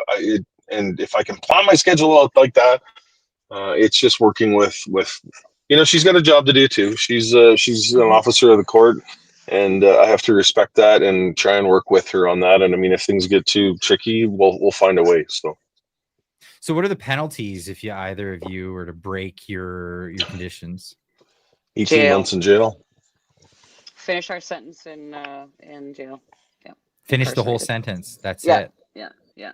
And what's the severity of the rule breaking there? Is it like you get a slap on the wrist if you came back from the grocery store 5 minutes too late, or what? Or are they like whoop whoop? They're raiding the doors, they're coming in with grappling hooks and all that stuff, right? Like what? How severe is this? Well, I guess it depends on, if the police come to do a check and you're not home, right? I can't leave the house without my documentation on me. If I get pulled over and I don't have my papers, they can haul me in for a breach because I have no proof that I'm allowed to be out in the community. Oh boy. And the notice is on us. The onus is on us to prove that we didn't breach. That's the difference when it comes to the house arrest aspect too. It's not up to the courts to prove that we weren't. It's us to prove that we weren't, which was noted to me right away. So, and I got to just go back over it. It's 12 months of house arrest for both Tamara and I, and it's 6 months curfew. So for the last 6 months, it'll Okay. be from 10 p.m. to Okay. 5 a.m. We have to be home. So With all the same exceptions like work and things like that. Yeah. Okay. So what are your plans when that's done? Like obviously the poetic justice or the poetic injustice is you protested lockdowns. So the punishment for that is lockdowns. Thank God it's not 8 years and 7 years respective. You have to go through this. This is just another moment in time that we're going to have to go through, the thing that you have to suffer for your convictions. Once that's done, is it going to be scot-free? Are you actually going to be rid of them apart from them trying to go after your truck? I hope so. Something weighs pretty heavy on us too. We get so many messages from Canadians and not even just Canadians, people all around the world. I've got phone calls from Australia, the UK, people that have told their stories and how convoy saved their life. And so if this is what we need to wear right now, as a badge of honor. No, I don't want to say a badge of honor, but as a medal or medallion to say, when we saved a bunch of lives, then I guess that's exactly where we'll be right now. We got our first holy shit big reds in the parking lot.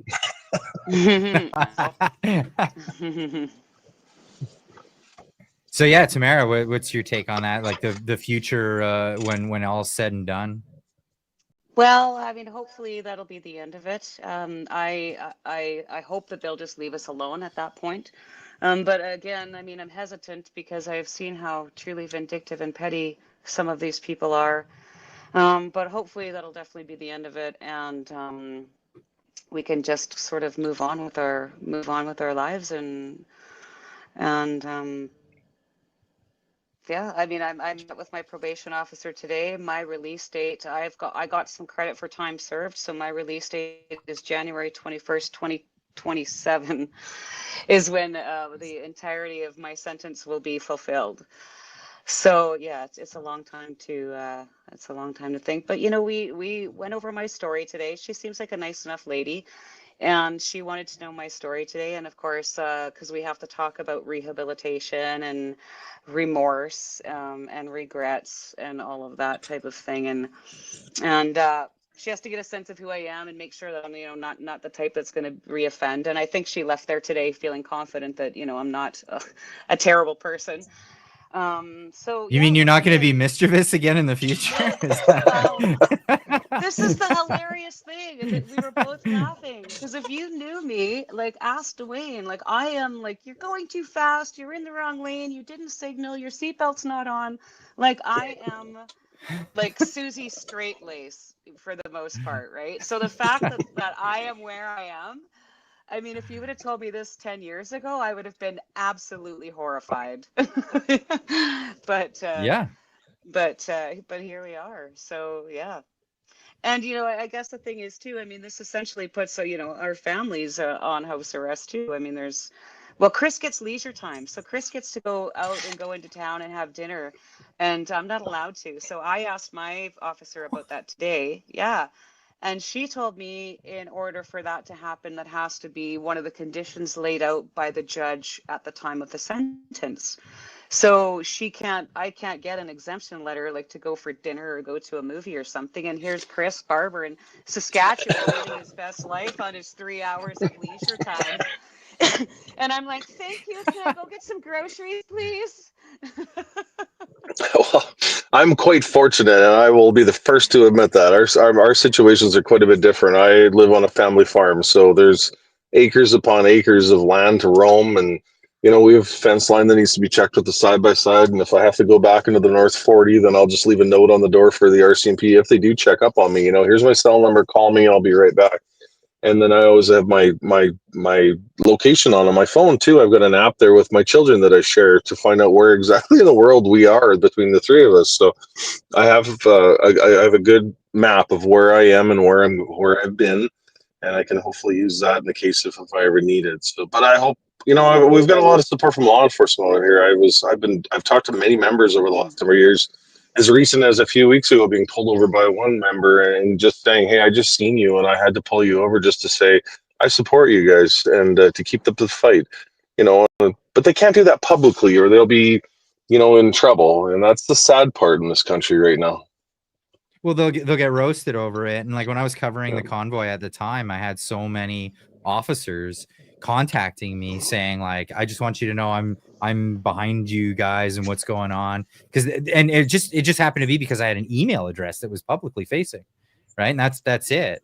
And people would DM me and they would try to give me more information about what was happening behind the scenes so that I could tell people like, hey, just so people know, the cops are not assholes here. It's the top brass. That's what's going on. And I'd love to tell you, I had a bunch of people say like, I'm retiring in a few years. I'll come talk to you then. Like, okay, I get it. I totally get it. Absolutely. It's fair. And we're going to be going through situations like this in the future. I mean, the federal government is talking about it, getting the RCMP to go out and confiscate guns from people door to door. And there's so many people that are like, nah, not going to do that. And that might turn into a whole new confrontation. And speaking of which, I saw a bunch of people asking in the chat, Chris, Tamara, any protests you're excited to go to as soon as your conditions are gone? I'd really like to attend the one in Alberta tomorrow in Edmonton at the Legislative Grounds. That would be an amazing one. I hope that Alberta shows up in droves tomorrow. I hope it sends a complete message to the federal government and to the UPC party. So I can't wait to hear how that turns out tomorrow. Yeah, me too. That's definitely one I wish I could be at. Keith Wilson speaking at it. Jeff Rath is speaking at it from the APP. Chris Scott, Dennis Modry, Dr. Dennis Modry, Mitch Sylvester. There's a couple others, so it should be really good. And I made a post about this earlier. I think, especially in light of the way that we're watching Doug Ford behave, and I think I said, he's sort of demonstrating to the world that he peaked in high school, that we need to have a serious discussion about the kind of leaders that Western Canadians want representing them. I mean, for me, I don't even live in Ontario. That man is not my premier, but it's embarrassing. What happened to having some dignity and some professionalism and some tact? If all you're going to do is dump whiskey, eat ice cream cones, commit lawfare against peaceful protesters, and threaten to sue people and call names, like, you've lost the plot.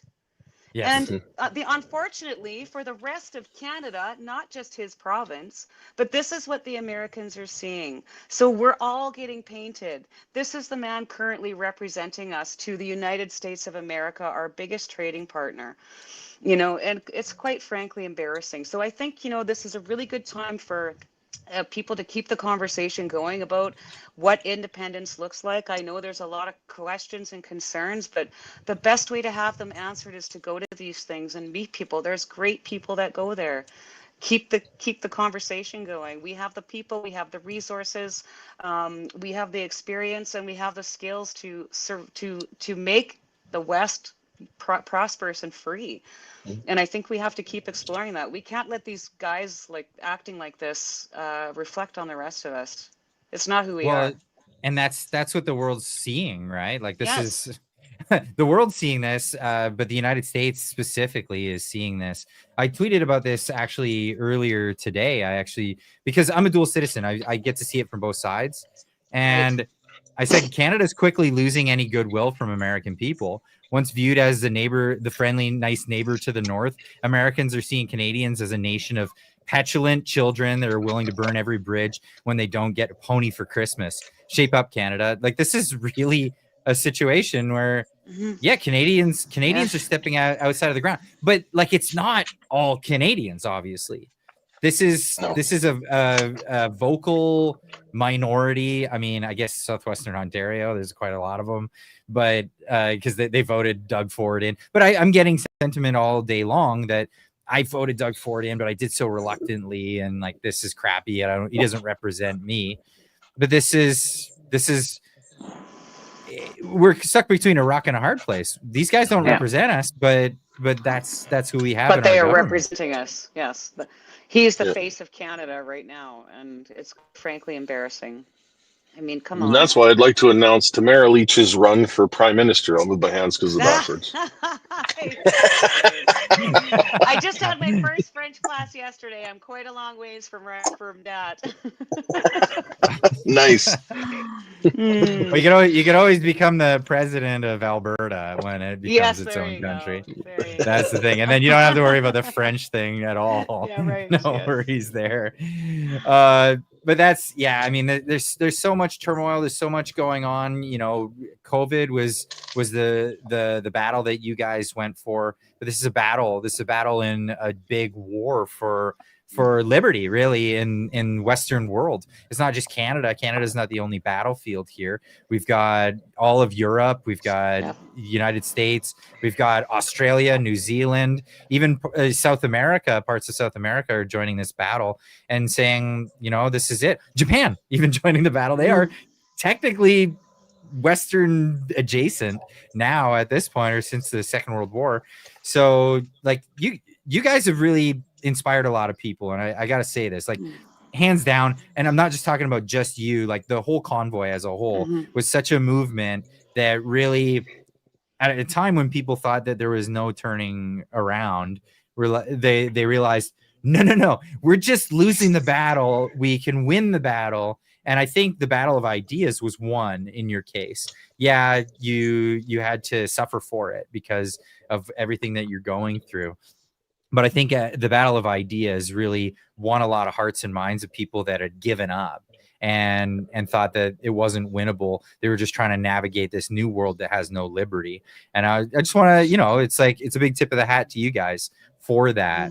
So, you know, obviously, thank you. And when I'm saying this, I'm extending it to both of you, but also to every single person that was involved in that. But before we go, I want to give another big shout out to your YouTube channel, because I want to get more people over there, because there's going to be a lot more conversations like this. So everybody head on over. I'll give a link in the chat, but I'll also make sure there's a link in the description as well. So anybody who's watching this after the fact, go check that out. But the channel's name is House Arrest 18. So go check that out. There's 2 videos, and there's the first live stream that was last night. You guys are going to have a tremendous like you have a huge network of people that you can bring on the show. So it's never going to be boring. So I would encourage everybody to get over there. So in the meantime, it's every Thursday, right? Every Thursday at 6 p.m. We're kind of winging this, right? We're just sitting in front of a computer talking and telling our stories. So I don't know, we haven't talked to you about this yet, Clyde, but I think we're going to be looking for people to help us host this. Last night's episode was hosted by Trish Woods, the legendary Trish Woods. We have other people that are going to be coming on, but I think it'd be kind of a good idea for you to take part too as a host one of these nights, Clyde.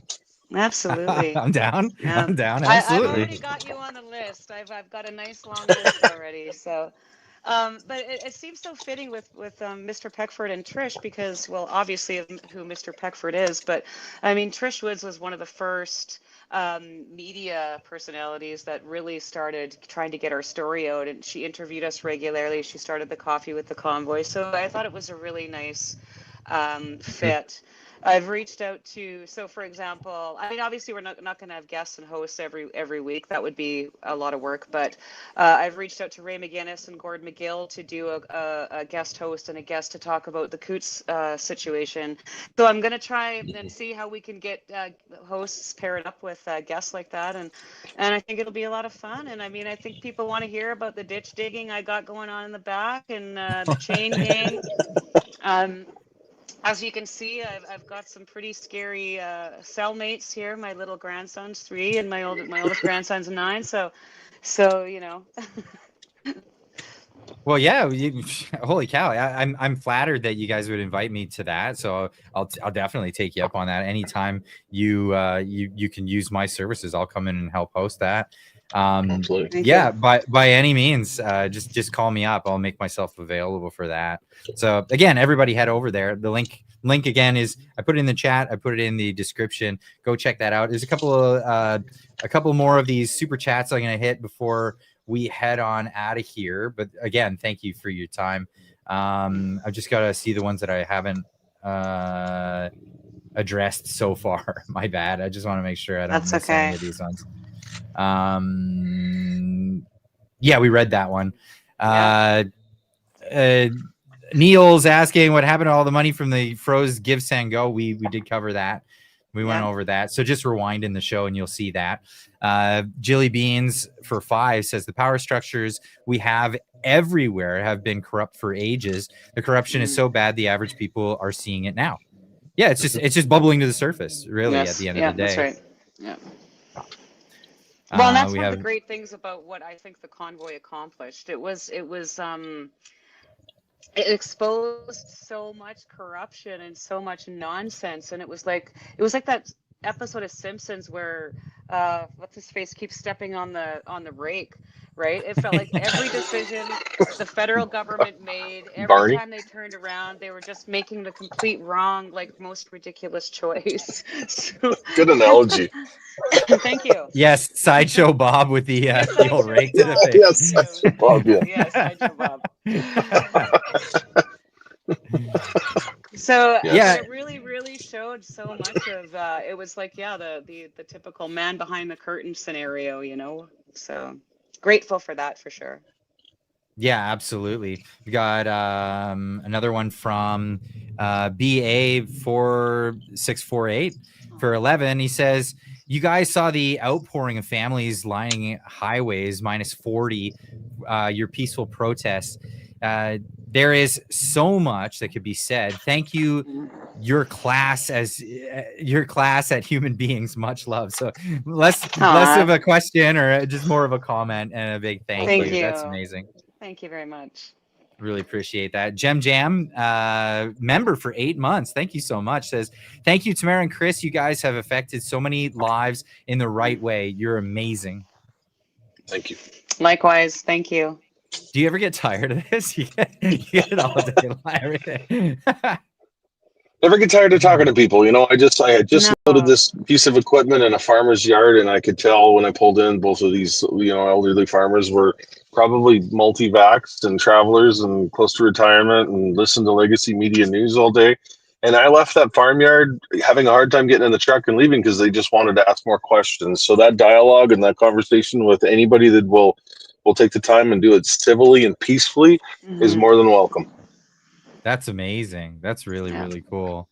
Darkstar for 6.99 says, it was an honor to meet Chris at We Unify and say thank you. I hope to one day shake Tamara's hand and that you in person as well. Sorry, dyslexia really gets with me. So I don't know if you guys know this. So I'm a dyslexic mechanic from Squamish, and I somehow became famous for reading the news on the internet. I don't know how the world just works in really mysterious ways, right? Yeah, no kidding. So it's just a thing. To fight you with another last minute one says, for the last while, I haven't been proud to be Canadian. Tonight, you two have brought back that feeling of loving Canadian again, loving Canada again when you were recounting the time in Ottawa. Keep on trucking. Thank you.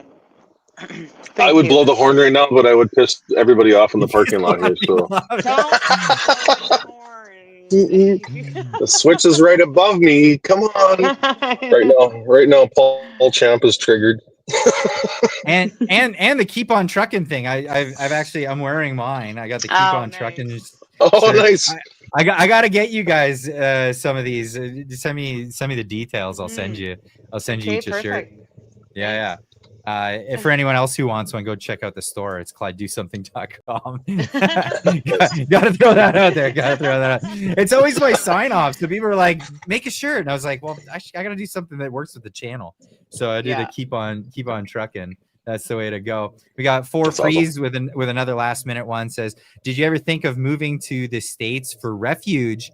And thanks for your service. Was that ever a thought crossing your mind? Like, holy crap, they're coming for me. Maybe I should just bail. I was offered asylum, I guess, and we were offered asylum, and the opportunity was there, but I don't want to run. This is my home. Like I've said before, I live on my great grandfather's yard that he homesteaded on in 1905. This country is Canada. My parents are my neighbor, approximately a mile away. My children are constantly at the house and in the shop visiting all the time. They both don't, they live otherwise, but this is my home, and it's definitely not the Canada that we grew up in. And I think we can get it back if we try really hard, and we got to keep fighting. I really appreciate that. Yeah, I'm in the situation where like I don't really have many ties here, so I am a dual citizen, and I have made the decision to head on south. But it's it's for similar reasons. It's for the betterment of my family. Obviously, you have so much to invest. You have so much invested here. It's the better thing for you and your family to fight for it and stay where you're at. Right now, it's like I don't know if paying Vancouver level rents is the best thing for me and my family. So we're like, I think we're just gonna jump ship. But of course, and it really makes me sad when I take you to see or watch you take so much heat for that, because I mean, you just said it. Every man and woman wants to do what's the absolute best for their families, and you have every right to do that. And when people come on and attack you for making that choice, I mean, the fact is people are leaving Canada in droves right now, but I mean, I think it's horrible. Some of the hate you get over that, Clyde. I mean, I would always support you. Obviously you have to do what's best for you and your family, and anyone that really cares about you will support that decision. I can't wait to have you guys in studio in a year and a half in Texas. Oh yeah. Give Rogan a call. We'll hit his studio up on the way by. Well, yeah, it'll be close. It won't be far. We'll be like 20 minutes apart. All right. Well, I'm going to sign this one off. Everybody who's interested, we also have a Discord server.